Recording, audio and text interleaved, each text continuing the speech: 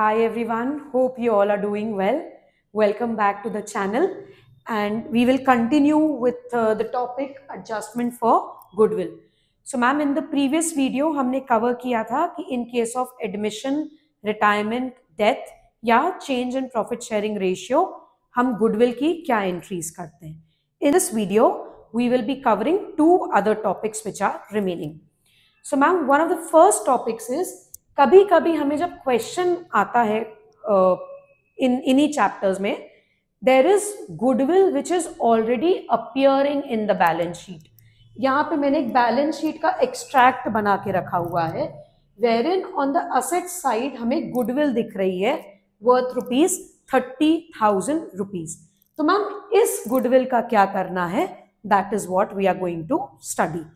तो let's say we have partners X, Y and Z and they are sharing profits in the ratio of 1:1:1. Let's say they admit partner A into the business for 1/4 share in the profits. अब ma'am हमें क्या करना है, ये जो goodwill appear हो रही है इसका एडजस्टमेंट करना है. सो अंडरस्टैंड, ये जो गुडविल है this is before admitting partner A. इस पे किस किसने मेहनत की है? ओल्ड पार्टनर्स ने, partners X, partner Y and partner Z. तो इसमें किसका शेयर है? Only the old partners. और मैम हमने प्रीवियस वीडियो में भी सीखा था कि गुडविल जो है वो बुक्स में हम नहीं शो करते. So therefore we will write off this goodwill. So हम असेट को जब राइट ऑफ करेंगे असेट क्रेडिट हो जाएगा and partners account will get debited. Ma'am important thing to note down is किस रेशियो में होगा ma'am? Not the gaining ratio, not the sacrificing ratio, it will be in the old ratio. So always remember, जब भी आप goodwill को right of कर रहे हो, goodwill will always be written off amongst old partners in old ratio. So ma'am क्या journal entry बन जाएगी? X's capital account debit, Y's capital account debit and Z's capital account debit to goodwill account. 30,000 rupees की goodwill will be distributed in old ratio 1:1:1. So 10,000 each. That's it ma'am. Let's say अगर उल्टा होता question, admission की जगह हम retirement की बात करते.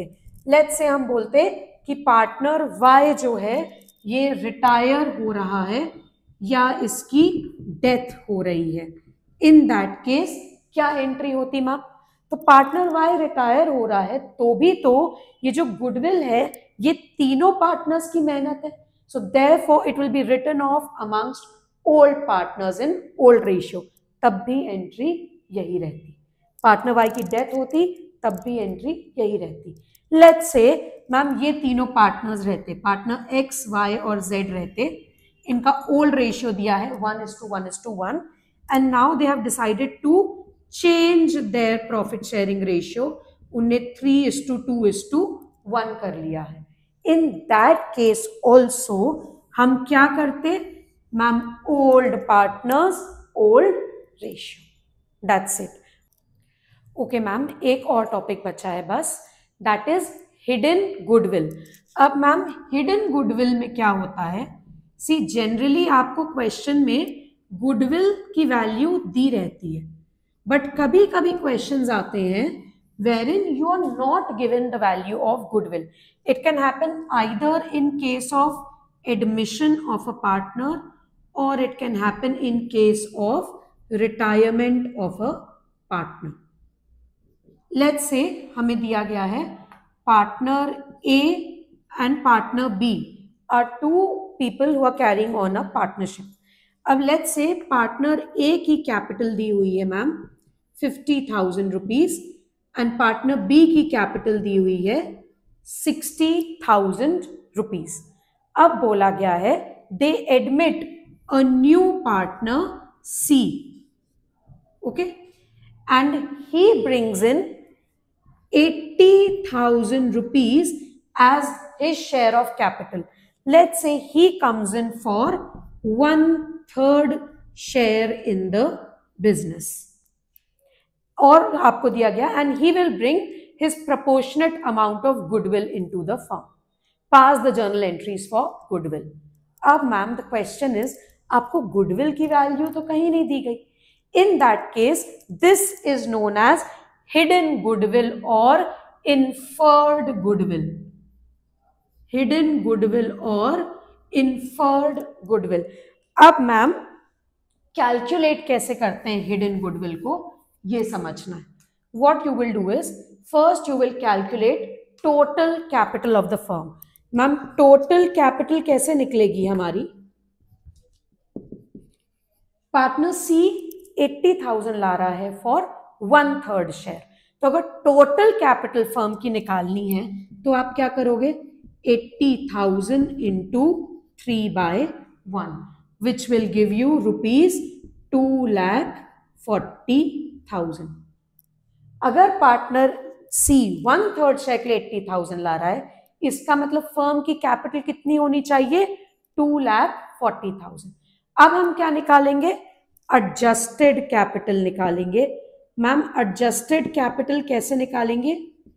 We will add the capitals of all these 3 partners. मतलब 50,000 plus 60,000 plus 80,000 which will give us how much ma'am? Rupees 1,90,000. इन तीनों के अगर आप कैपिटल्स प्लस करते हो तो एक्चुअली कैपिटल कितनी है? 190. बट वो 1/3 शेयर किस हिसाब से ला रहा है? 2,40,000 के हिसाब से. तो ये जो एक्सेस है ना, दिस इज नथिंग बट कितना एक्सेस है मैम? 50,000 रुपीज का एक्सेस है. This is nothing but hidden goodwill. Please remember this goodwill is the value of the firm's goodwill. अब इसमें से हम पार्टनर सी का शेयर निकालेंगे and then we will pass the necessary entries for goodwill. So this is hidden goodwill in case of admission. In case of retirement it is relatively simpler. Let's say हमें यही 3 partners दिए हैं, partner A, partner B and partner C. हमें बोला गया है partner C's total amount which is payable to partner C in case of retirement, let's say is rupees 2,16,000. इतना amount payable है. But the partners have decided to pay him. उनने actual payment जो किया, they have paid him rupees 2,30,000. So they have paid him higher amount. कितना ज्यादा pay किया ma'am? 14,000 rupees ज्यादा pay किया. This excess amount is nothing but hidden goodwill. But ma'am important thing to note down is ये जो hidden goodwill है ये किसका शेयर है? ये सिर्फ सी का शेयर है. तो जब हम रिटायरमेंट के केस में हिडन गुडविल निकालते हैं सिर्फ रिटायरिंग पार्टनर का शेयर निकलता है. Whereas in case of admission जो hidden goodwill निकलती है वो firm की goodwill निकलती है. So this is how you calculate the hidden goodwill. अगर if you want to refer in detail कि मैम journal entries क्या होती हैं goodwill की, you can refer my previous video. Thank you. Have a good day.